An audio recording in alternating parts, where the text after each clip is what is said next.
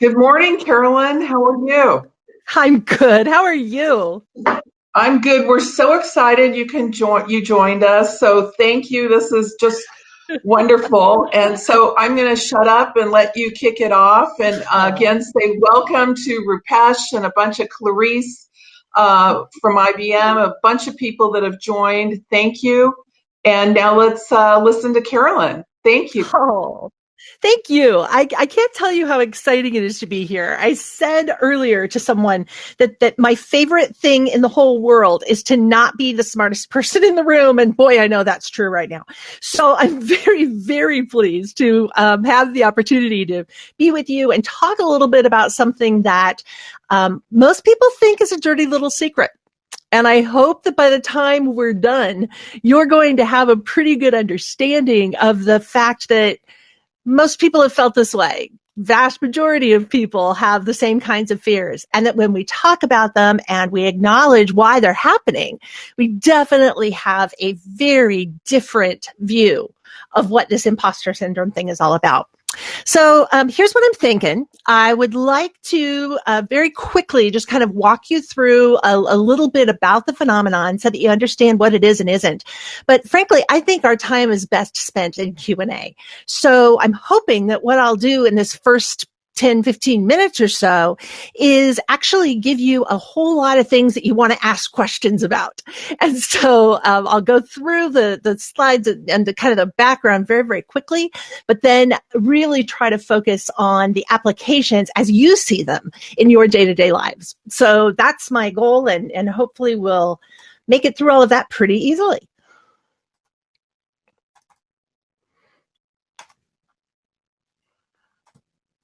So the issue is overcoming imposter syndrome. And I'm going to ask you a couple of questions here. And what I'd like you to think about is not only a yes or no, but some specific instances in which you believe that this has happened, or some specific situations where you say, oh, I always have that feeling when, all right? So the first one is, are you uncomfortable accepting praise for your accomplishments? One of the things I often find really hard is listening when people introduce me. They're not saying anything that isn't factually correct, and I still wonder who that person is. So it's this whole, are you uncomfortable when people say that you are all that in a cookie? Do you doubt your general intelligence? And I don't just mean when you're doing something like, putting your iPhone in the refrigerator. Not that I did that last night or anything. I mean more when you are just in the context of going through your everyday life. Do you doubt that you're intelligent? If you make a mistake, do you obsess over it? And do you obsess over it far more than you would if someone else made the same mistake? Are you pretty sure that your colleagues are smarter or more talented than you are? And if you are in a graduate program, do you think that your getting in might have been a mistake? Do you double and triple check everything? You're pretty sure that the next mistake that you make is going to be the one that results in you being found out. If you're answering yes to a number of these, then chances are that you have experienced imposter syndrome. And if you answered a resounding yes, this may be something that you experience on a fairly regular basis. It's interesting to me, I think, not just because it helped to put a name to something that I felt fairly regularly, but also because I realized how, especially for folks who are constantly doing research and constantly involved in new discoveries, this is a really common phenomenon. Because you see, people who do what you do are really smart. And that means that you can always see how everything you do could be better. When we focus on that, we forget to step back and actually appreciate where we've come and appreciate the things that we've done. And so that tends to feed a cycle of imposter syndrome. So basically, I want to very quickly talk about what imposter syndrome is and isn't, just so you have a sense of that. A little bit of the why it happens, and then how it affects people and what you can do to counter it, both for yourself and if you're coaching other people, because it really is important, I think, for us to be thinking about this, not just in terms of our own experience, but in terms of how we can make other people's experiences better as well. So what is it? Well, in roughly 1985, Doctors Pauline Clance and Suzanne Imes, two psychologists, were doing a number of studies, and at that point looking only at women. And they realized that this concept of being a fake or an imposter kept coming up in their focus groups. Now, initially, they were studying only women, but for subsequent research has realized that this does affect men too. Although we'll talk about why it's slightly more prevalent for women in just a second. So there's your sneak peek. At the core of it is this self-doubt, right? What if I fail? What if I am not everything that people think that I am? To give you an idea of how this manifests itself, Sherry Murray is the dean of Harvard University School of Engineering and Applied Sciences. And this is what she says before every presentation. She says, I can't do this. I haven't done enough data. I can't write the paper well enough yet. I can't give this talk. I shouldn't be talking about this. Maya Angelou, one of my personal heroes, said, I've written 11 books. And every time I think, they're going to find me out now. I've run a game on everybody, and this is the book where they're going to find me out. Tom Hanks says he cannot believe that people think of him as an actor. Tina Fey says she is always relieved when people laugh because she's not convinced that she's funny. There's a much larger list of folks out there. But when people are willing to talk about their imposter syndrome, we really do get a sense that it's a fairly deep-seated feeling. Now, let me be real clear. This is not a psychological illness. This is not something that needs to be cured. It's merely a phenomenon. And in fact, it's probably more appropriately called the imposter phenomenon because it shows up on such a regular basis. Dr. Valerie Young, in her book, The Secret Thoughts of Successful Women, has categorized imposter syndrome into different types. And I think this is actually really helpful for us as we start to kind of diagnose. So please listen to these and kind of see if you can get a sense of which seems to resonate with you. Spoiler alert, you'll probably find more than one. So I, for example, am a hybrid expert workaholic, and you'll probably see yourself in more than one of these categories. But let's see if we can't narrow it down a little bit. Let's go ahead and start with the expert. And the expert says that I can't say anything and I shouldn't volunteer anything unless I am 100% sure that it is correct and I know that I have sufficient accolades and qualifications to back it up. This means that for the expert, you feel like you need to know everything there is to know about a job before you even apply for it, because the idea of a learning curve means that you're just not an expert. In academia, one of the things we see about experts is that they oversight. And oh my goodness, do I fall prey to this. I don't believe that my own voice might be sufficient. And so I will over-research pretty much everything I put into a paper because I need to make sure that everyone knows that what I'm saying is correct. And I don't trust my own voice to do that. The other phenomenon here is when people tend to seek out qualifications even when they already have them. So the woman who works with me on my retirement investments, for example, is already a certified financial planner. She's got 6 or 7 different designations. And every time I talk to her, she's looking for another certification to get so that she can say that she knows her stuff. Trust me, she knows her stuff. But if you find yourself continually looking for ways to prove more to yourself than to others that you're an expert, that might be where you land. The workaholic says, well, okay, maybe I'm not as smart as everybody else. So I'm going to work twice as hard. I'm going to work them into the ground because if I keep working, then people will see me as valuable and they'll kind of let that make up for the things that I don't know or can't do. Workaholics often seek new things to do even when their plate is already completely full because they're afraid to say no. Workaholics typically have a very hard time turning down any opportunities for new work. They basically think I'm only as good as my last project. And so I better be proving myself again and again and again. The natural genius is kind of an interesting one. And this usually will go back to experiences you had as a childhood. It had as a child. The natural genius says, if I have to work to learn something, it's not that what I'm trying to learn is hard. It's that I'm not smart enough to figure it out. And so anything that doesn't come easily, the natural genius believes isn't a reflection of the task, but it's a reflection on them. So this is if I'm not very good at this, I better not try to do it because, everyone else is going to learn this much faster than me. If you thought during the pandemic, everyone else picked up Zoom faster than you did, everyone else was more productive than you were, you can kind of see where this cycle comes from. By the way, yes, there is a lot of social media that perpetuates this whole idea, saying that everyone else seems to have it all together. What we don't remember, of course, is that with social media, we're seeing everybody else's carefully curated photos, and we're comparing that to our own bloopers and outtake reels. But the idea behind the natural genius is it needs to come easily. And then finally, the perfectionist. Anything less than perfection is cause for upset. In essence, if I do something that isn't perfect, that's the only standard. Perfection is the only standard by which I can evaluate what I do. So I obsess over mistakes because I'm afraid that people are going to use those to find me out. All right. So take a little, we can talk about those in more detail a little later if you'd like, but you can kind of understand what the phenomena are here.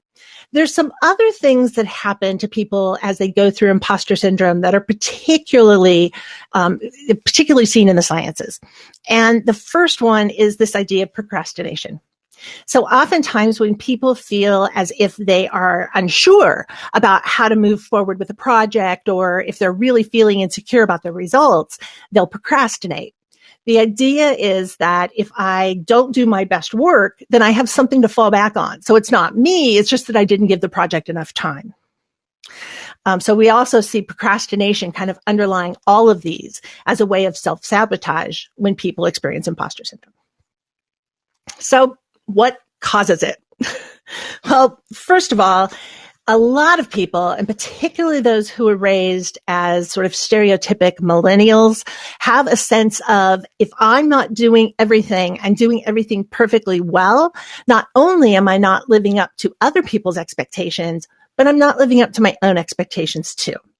So if you were incredibly busy and had a lot of accomplishments as a child and got a lot of attention for those, you learn that anything less might be problematic.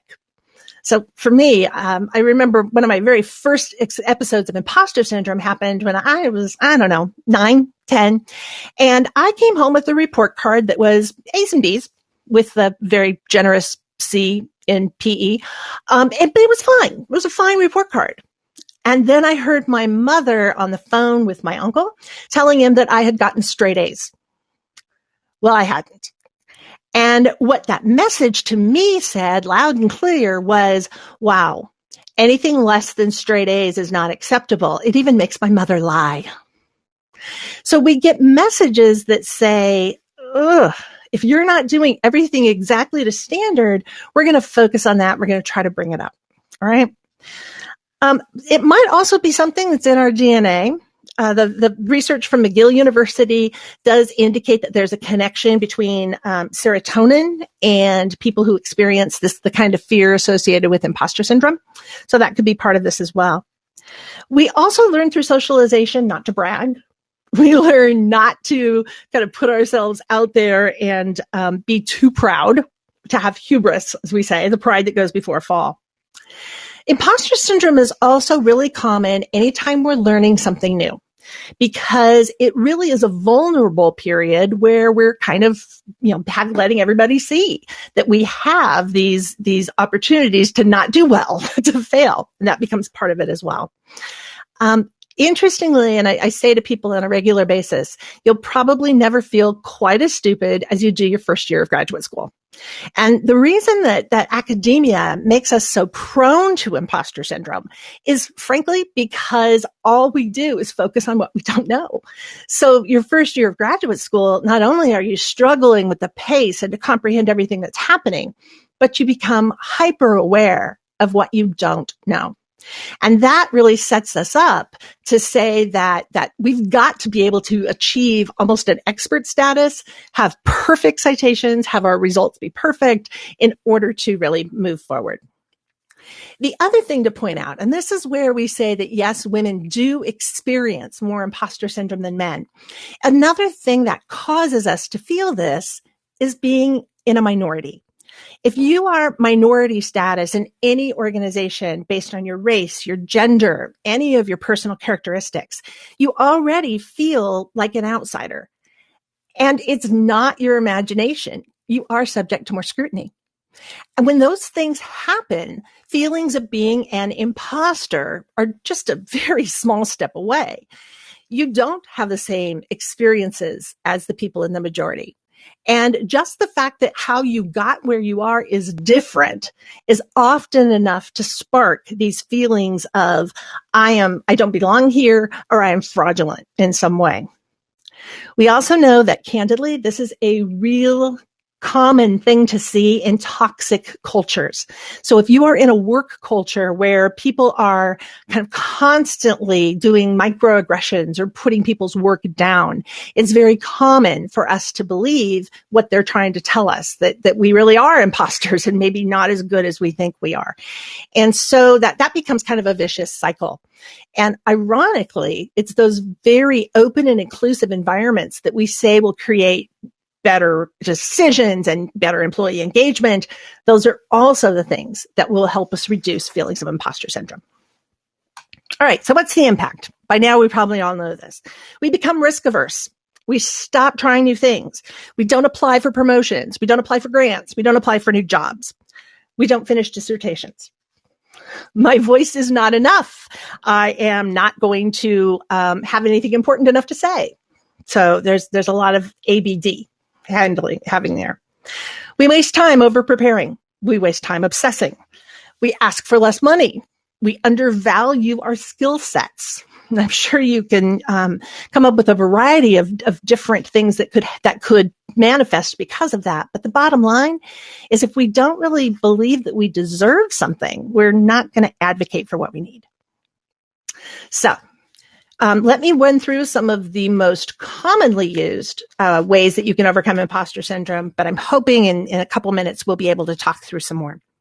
First, recalibrate your standards. Those of you who follow baseball, a really good batting average is getting a hit 1 out of every 3 times at bat.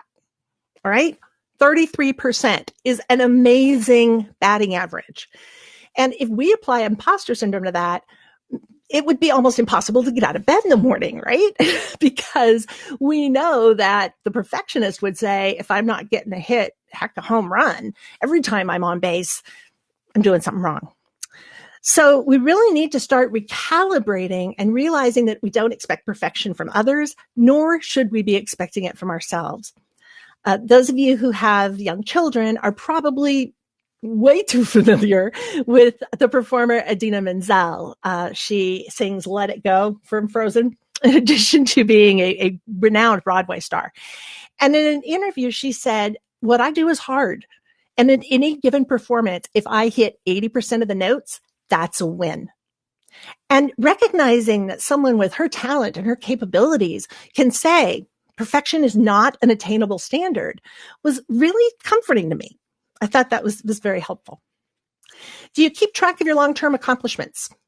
Do you have, and I'm going to challenge you to do this, somewhere in your possession, either in your email or even in a paper folder if you're someone who still has those, or an electronic file folder on your desktop. You want to take a file that you call good things. And every time someone says thank you, every time someone appreciates something you do, every time you get a note back that says, good job, that was a really good insight, it needs to go into that folder. Because you see, we forget about those things and we don't put enough credence into them. So we forget the times we do something new or we do something good because we're often overwhelmed by the others. Collect proof of your accomplishments. And again, in that good things folder, make sure that every time that you get an award, anytime that something works well, anytime you have a major breakthrough, be sure that you are documenting it in some way. It's also really helpful to think about the things that you accomplish every day in a new way. So rather than having a to-do list and then crossing everything out, try something different tomorrow. Instead, write down what needs to be done. And when you finish something, highlight it. Look what I accomplished, as opposed to crossing it out and letting it go away. The point is to retrain your brain to accept the things you do positively as quickly as it does the things you do negatively. This doesn't come naturally. It does take some training. It's also really helpful if you can name your emotions and triggers. So if you know that something is going to trigger imposter syndrome, be sure that you're aware of it and kind of talking yourself down from it. Or better yet, talking about it with somebody else. Because one of the very best things that we can do with imposter syndrome is to share our own story and to share our own journey. I can't tell you how many young women have said to me over the years, I'm so grateful that you said that. I thought I was the only one. And they'll come to my office and say, I feel like everyone in this school is smarter than I am. And I'm so glad that I can come say that to you because of the things that you've said. Share your own feelings, share your own strategies for working through it. It's also nice to have a group in which you can practice giving and receiving compliments. And so if you have an opportunity to really work with folks and get used to owning the good things that you do, I have a group of friends where every time we get together, the very first thing we have to do is give one brag bite.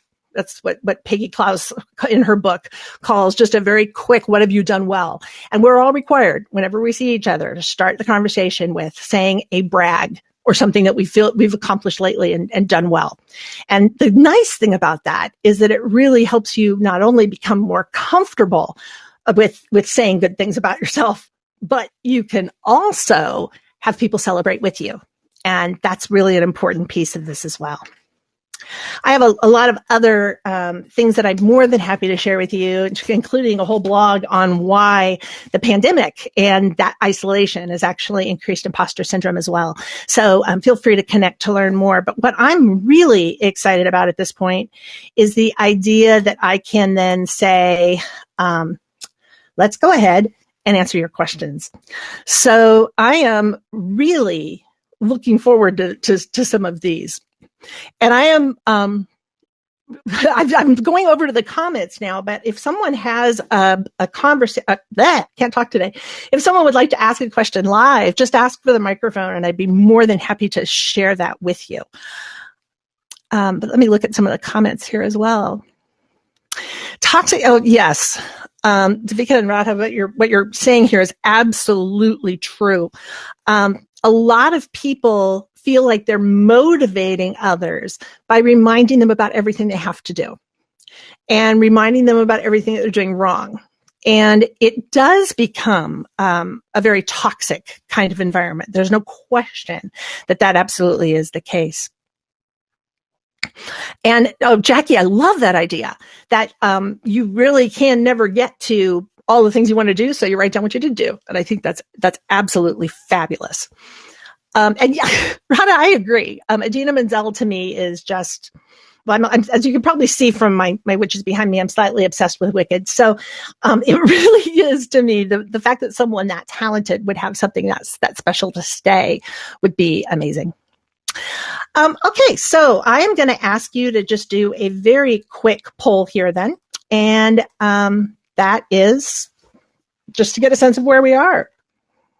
As you can see, we're probably above the 70% mark that we tend to see in the rest of the environment.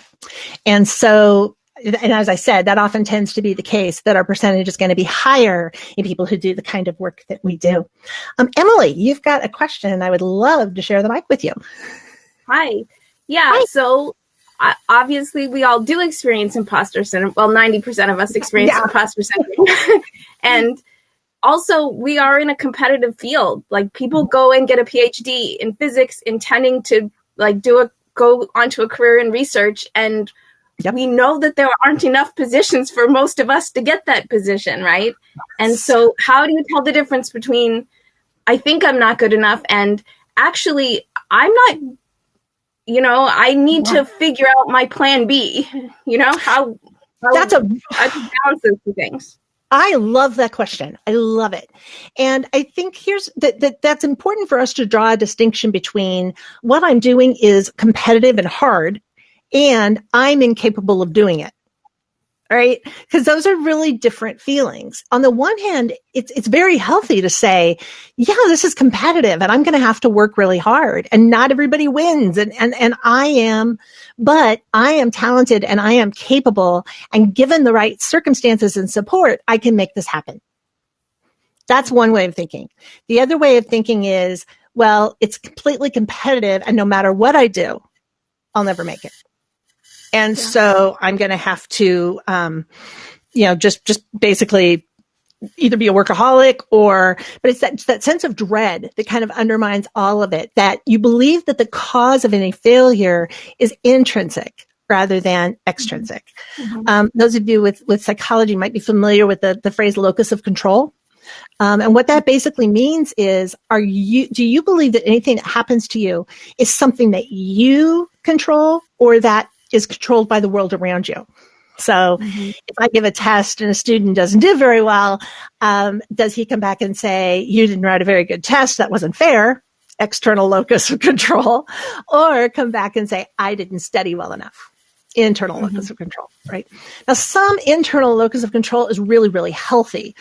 We need to stand up and take responsibility for what we do, right? That's huge. But it's when we take that external locus of control for the good stuff that it becomes a problem. Anything good that happens to me, I don't own it. I just got lucky. Right? And so that really becomes a different animal. That's a really different way of describing it. And so we encourage people in competitive fields to not only step back and say, what did I do when they succeed? But to really look at what other people are doing when they succeed, and looking at how we can have conversations around making everybody better. That's why mentors are so important. And in particular, that's why senior people have, I think, such a responsibility to explain their process and their development to others who are coming up through the ranks so that they can all learn kind of how to be better. Does that answer your question? I want to be sure I've done that. Yeah, thank you. Okay, cool. I'm looking at some of these questions coming in, and I really, they're amazing. Rupesh, we definitely, the whole notion of being someone who is not like everybody else does definitely put those feelings forward. One of the things that we encourage folks who are in the minority to do is really focus on figuring out the culture and whether or not any feelings that you might be having are actually a result of a toxic work culture, or if they're more based in this idea of you feeling like you can't, like you're unworthy.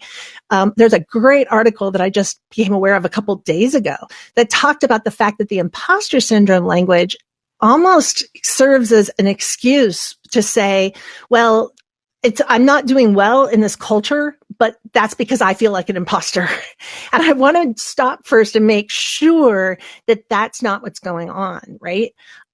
If you have imposter syndrome, it's going to be exacerbated. But if you're feeling like you can't do good work, it may very well be the environment. And I think it's really important to kind of step back and have a feeling about that as well.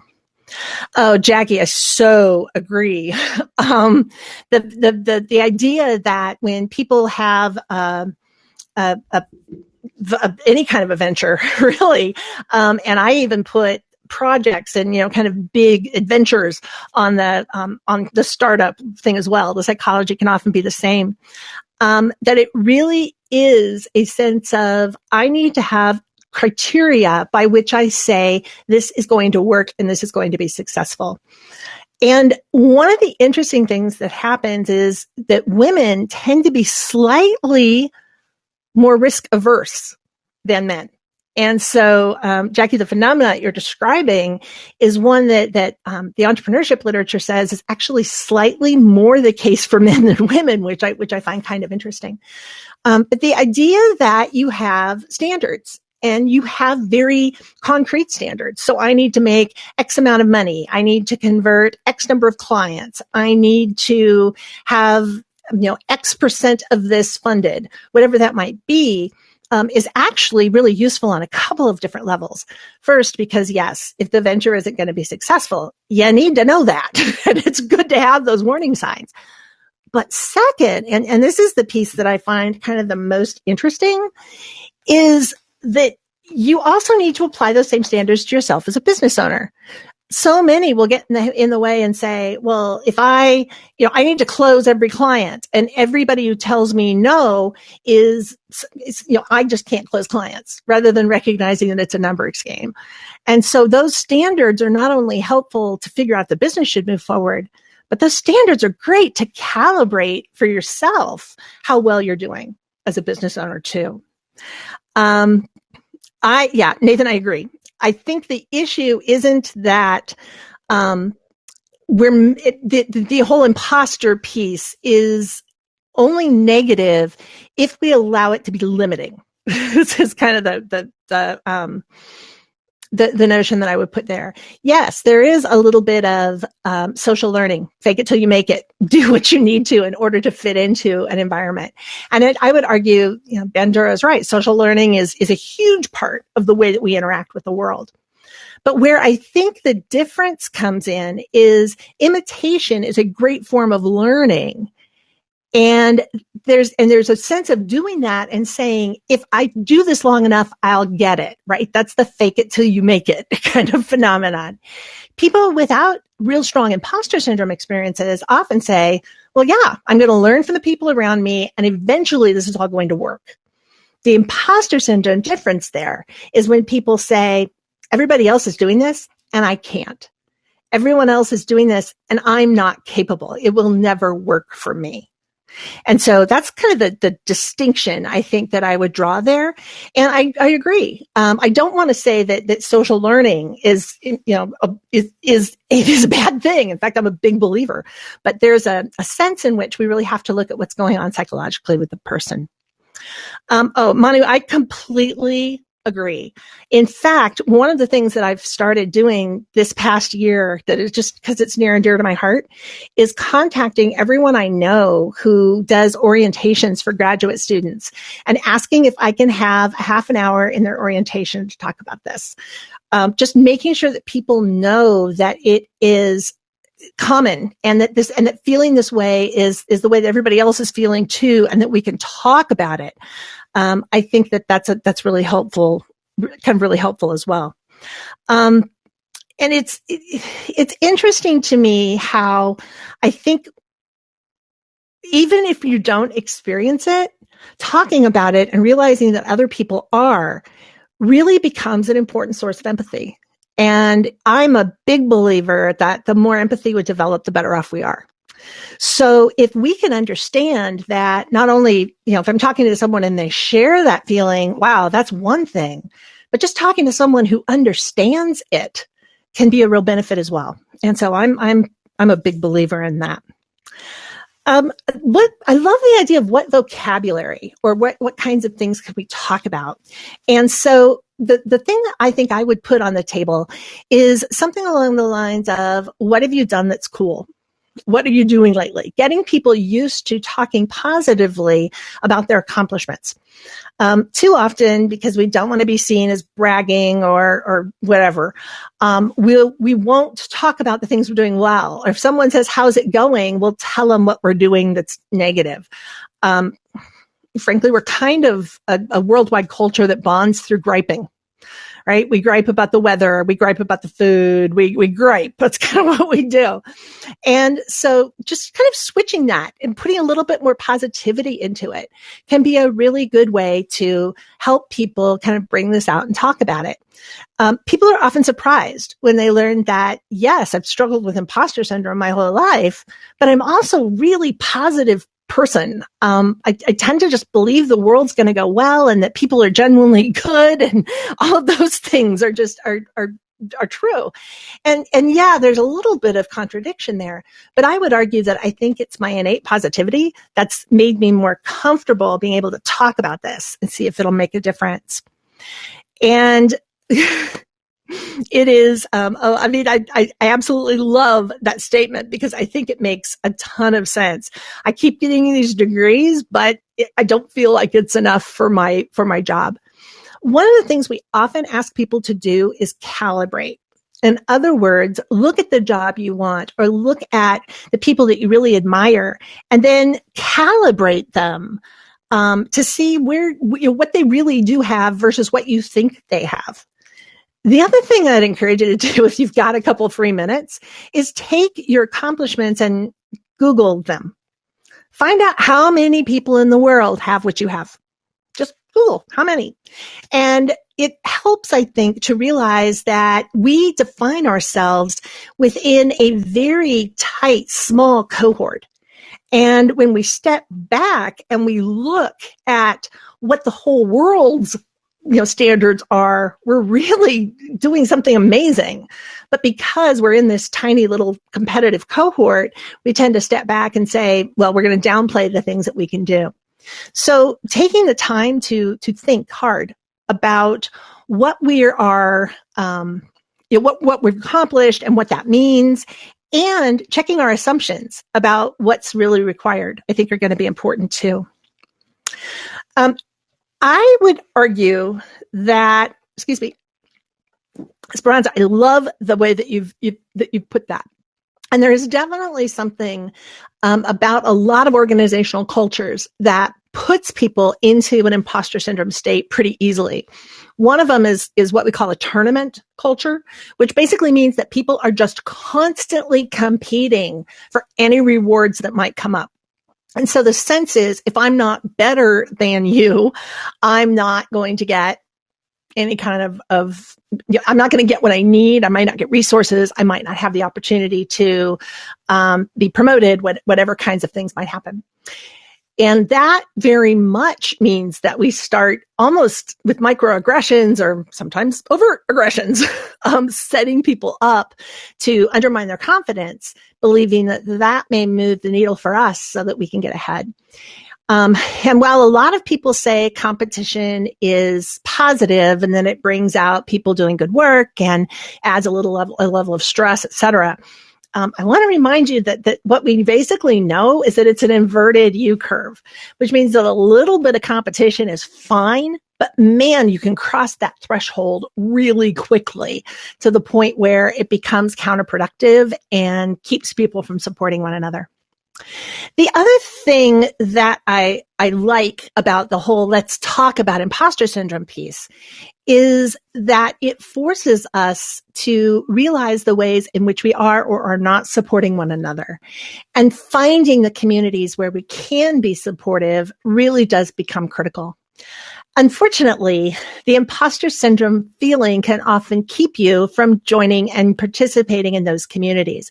You look around and you think, well, everyone else is so much more experienced. Everyone else is cooler. Everyone else is dressed better. Everyone else is however you might want to set that up. And that becomes, that comparison piece becomes a wall that really keeps us from getting to know people. So being able to step back and be sure that we are being welcoming, being able to really reach out and make sure that the things we're doing are supportive are great. So I challenge you to see if you can get people to talk about the good things they're doing. One of my very favorite colleagues, whenever I see him, hey, hi, how are you? What's the coolest thing you're working on right now? And is genuinely interested in figuring that out. Be the person that allows other people to relax and just be and feel appreciated. And I think that becomes a really important piece of this as well. I think I am missing a couple of questions here, unfortunately. Emily, I agree. I think that in recruiting, one of the things that often you may have heard, and I'm sure you know, that there are some gender differences in the way that people typically respond to recruiting inquiries. So, for example, when we ask about a project, males use the term I about 5 times more than women do. Women are more likely to say we. And so the idea that we've got kind of this whole sense of presenting yourself in a positive, productive way. For folks with imposter syndrome, even the language that's associated with that often goes a little too far to feel comfortable. And so, yeah, we do have some issues with that as well.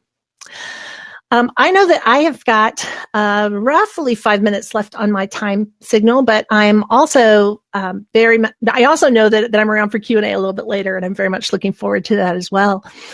I think the thing that and as I'm seeing from the comments as I'm going through them as well, you really all have a very strong sense, I think, of what you can do, but I think you may also have a really strong sense of what you can't do. And that's where I'd really like to challenge you with just one quick question. Are you sure? Are you sure? And if you are, great. If you have documented outside facts that say, yes, I need another degree, or yes, my work isn't capable of being competitive in this arena, or whatever that might be, okay. But I would really encourage you to look for improvement and look for ways to make things better, as opposed to a focus on, if it isn't perfect, I'm not good enough, or here's all the things I can't do, and that's what I need to worry about. I personally, really every day kind of have to get up and look in the mirror and say, all right, stop this crud now. Especially being someone who is really trying to work hard to help other people come to terms with it and understand it and work through it. I've realized that I kind of have to let my own stuff go. And so I have to look at myself in the mirror every morning and go, all right, girlfriend, get over it. And trust me when I mean every morning, I still have to do this. All right, girlfriend, get over it. And if it's a really bad day, then I'll go talk to people that I know will be supportive. But fundamentally, this is not something where you flip a switch and it's gone. That's why it's a phenomenon, right? And so what I'd really encourage you to do is just, get a little better every day. And if I can go back to Maya Angelou, it's, do the best you can. And then when you know better, do better. And if you can help other people along the way, then I think we have really made some progress. So that's my hope. Thank you so much for your interaction. This has been so much fun.